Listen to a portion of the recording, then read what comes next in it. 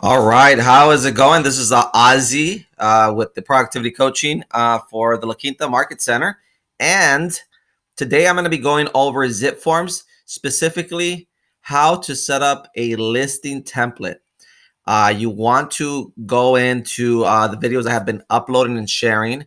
If you go on to KW Connect, you could see the videos that I already have uploaded on here by clicking or searching my name.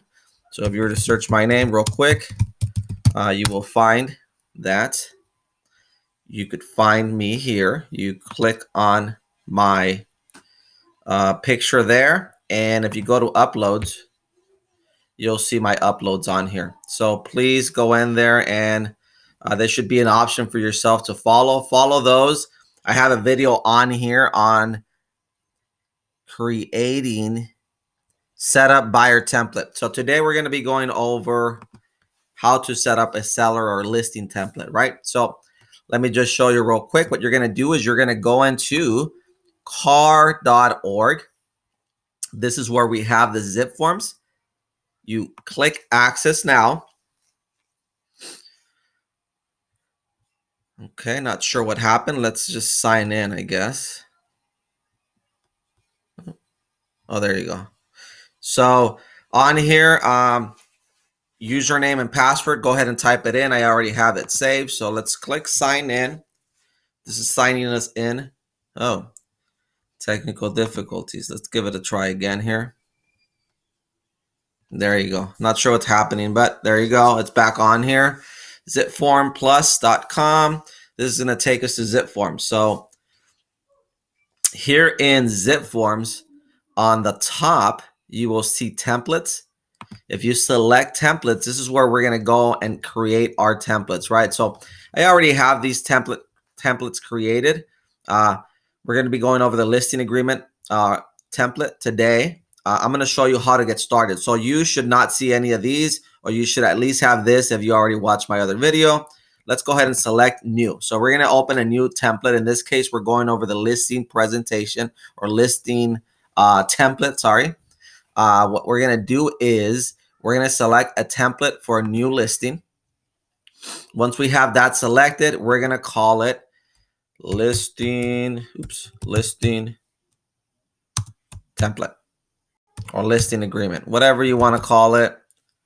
I already have listing agreement, so I'm just changing this real quick here. So just put in listing agreement. The property type, typically it's going to be residential that you're dealing with for the most part. So go ahead and select that. We're creating a listing template for residential.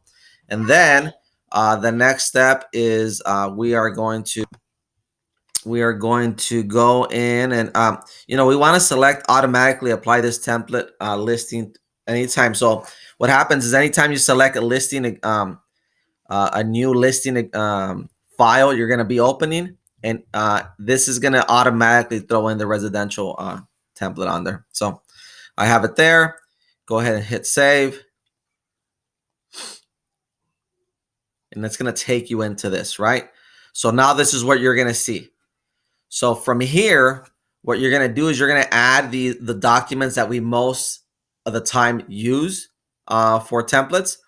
So any document you start adding in here, what's going to happen is those documents are going to remain in here, and that's going to be your template, right? So here quickly, what you're going to do is you're going to start off by clicking on this little arrow where it says all forms.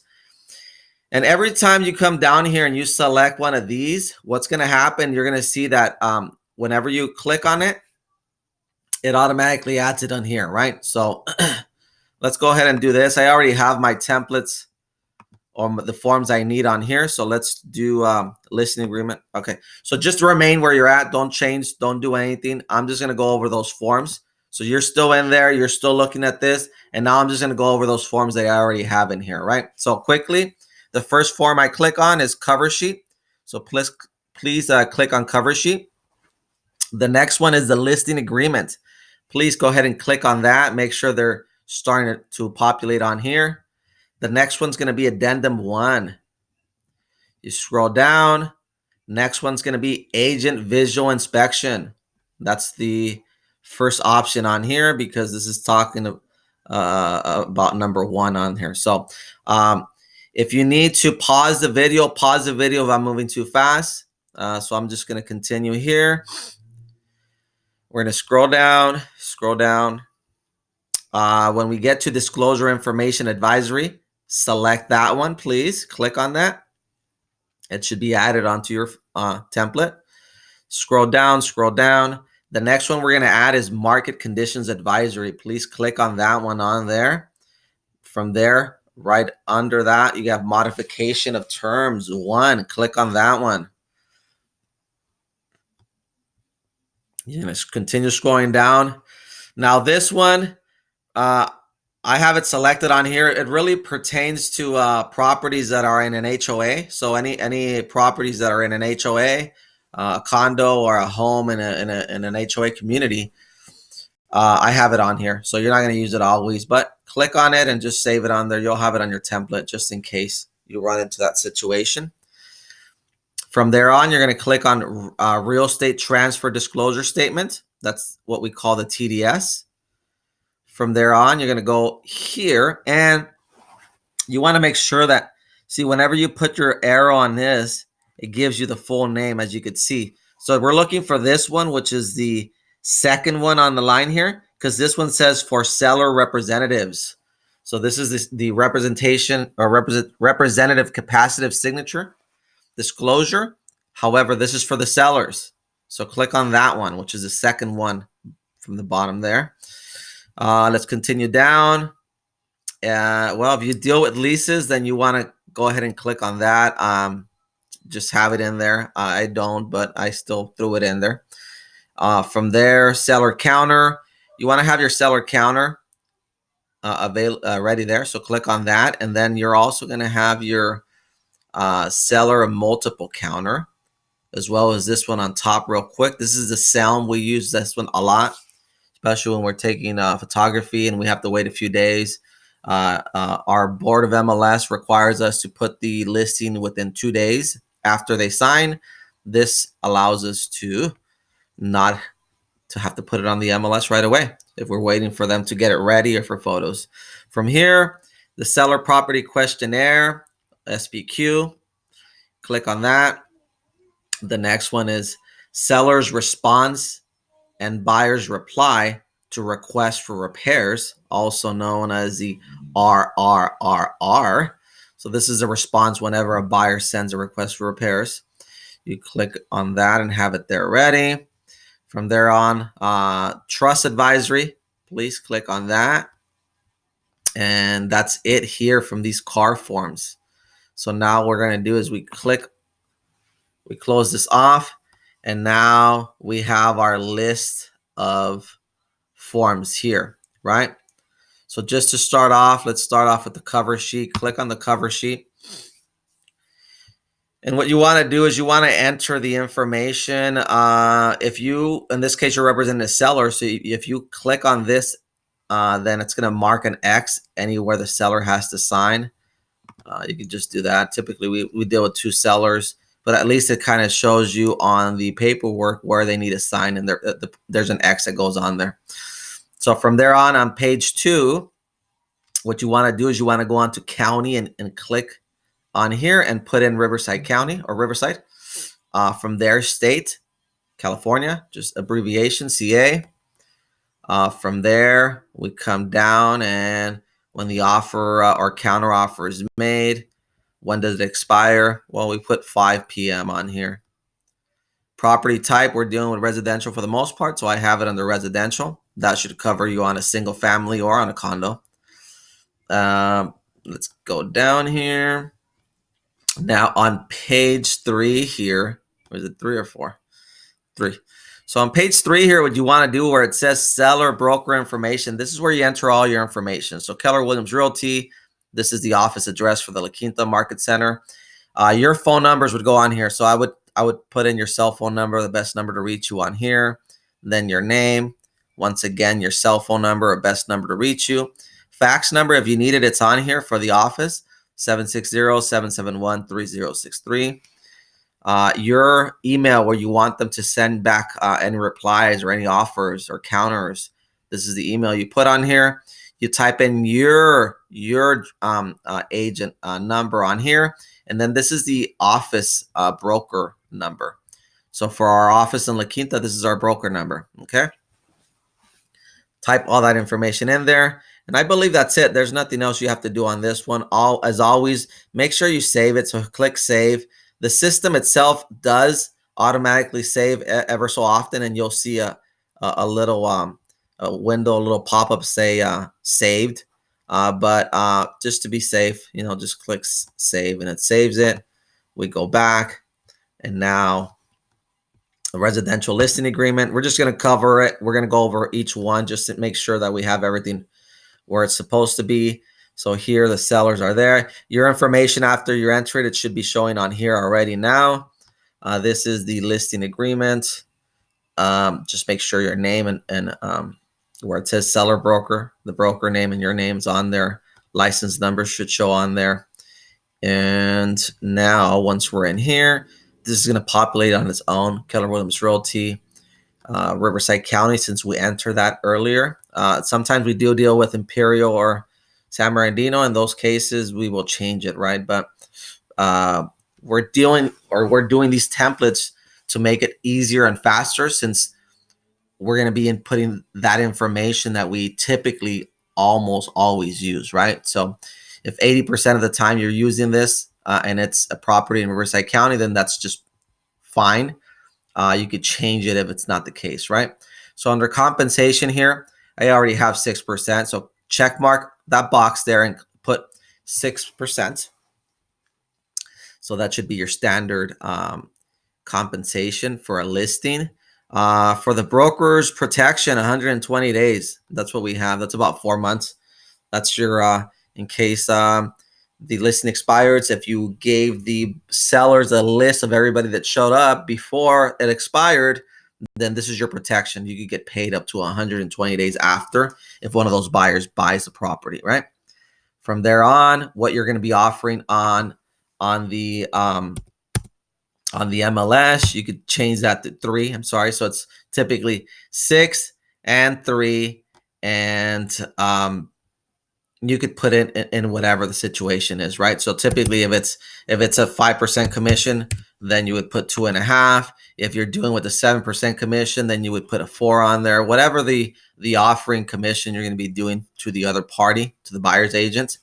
From there on, you come down here, and under multiple listing service, which is on page 2 of the residential listing agreement, you want to put CDAR. So you could use the acronym, or you could just put in California Desert Association of Realtors.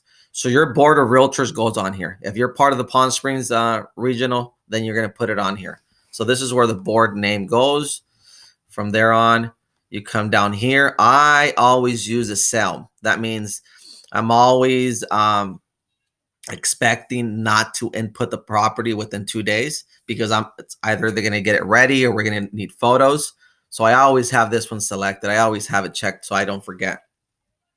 If there's a situation where I'm listing something that's ready to go and we could put it in 2 days, I wouldn't have it checked, or I would uncheck it. But for the most part, if you're using professional photographers, you're going to need a CELM, because typically it's going to take a few days for everything to be scheduled and photos to be in, right? So come on down. That should already be automatically checked. From there on, I think that one's checked automatically also. And that is it here, I believe. Yeah. So this is it here for the residential listing. Hit save, go back. Let's go to the next one. Addendum 1. And yours might be in a different order, so don't be worried if they are. I'll show you how to change the order if you wanted to. So on Addendum 1, all we have is we click a purchase agreement, and you put in 1. So ONE, or you can put the number 1 on there. That's it. So we have it ready in case we need that addendum. Agent visual inspection. You click on this. This is your Avid. That should automatically populate. On this one, what we do is I have no visual defects here, just as a reminder of what we put in there. If you don't see anything, right, it's only a visual inspection, so we don't move anything, we don't open or try to get into anything, right? This is only a visual inspection. I have that there as a reminder. Typically also I have here what the weather conditions would be. Here normally you would put in when you went out there, what time you went out there, and then who was there. But other than that, I have on bedroom 1, I already marked it as 1 and I put master bedroom. And on bathroom 1, I marked it as 1 and put master bath. From there, we come down here, your name and Keller Williams' name should be on there. Hit save and go back. Now let's go to the next one here. DIA. I'm not sure that this one needs anything. I'm going to go through all of them just in case, but I don't think this one needs anything on here. Yeah. So just a seller signature. You don't have to worry about that one there.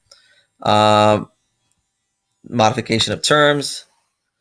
I believe it's just whatever's on here. It's automatic already. Click on listing agreement if it's not, but that's just if any terms need to be changed while you're in the transaction.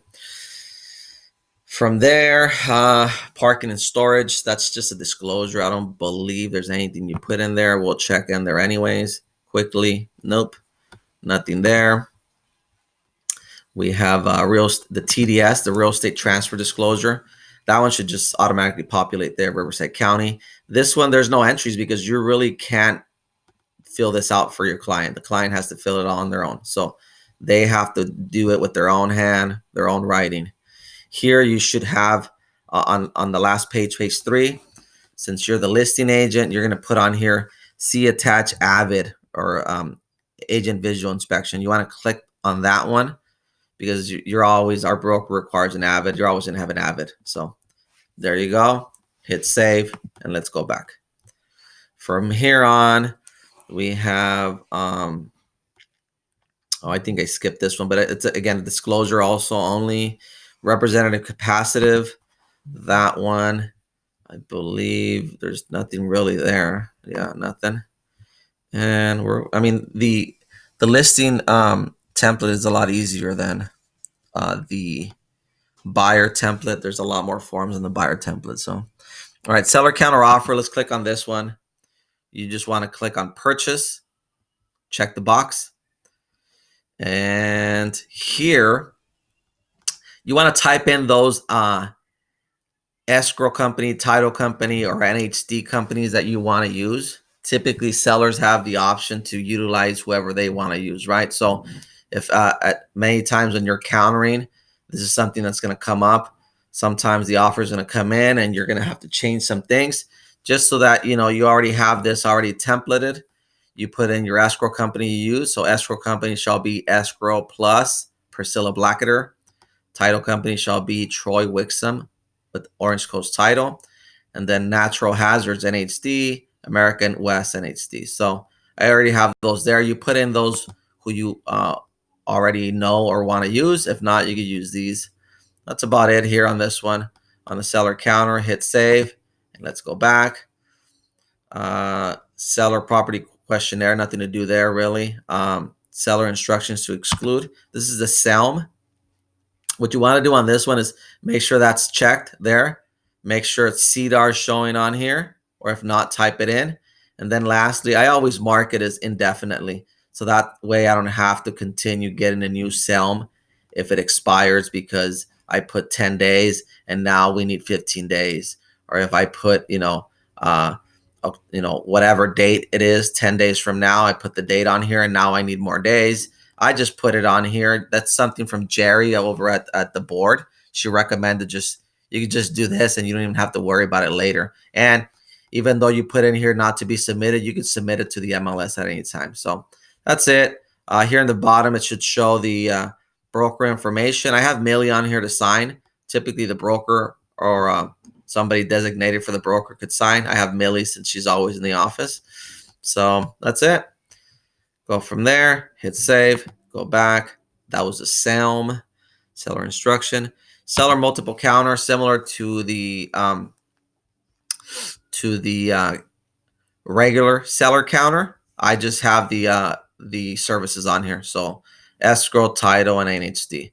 Seller multiple counter would be used in a situation where there's more than one offer and you're countering to more than one offer. And that gives your seller the option to send this out and then still select, if they respond, still be able to select an offer from there.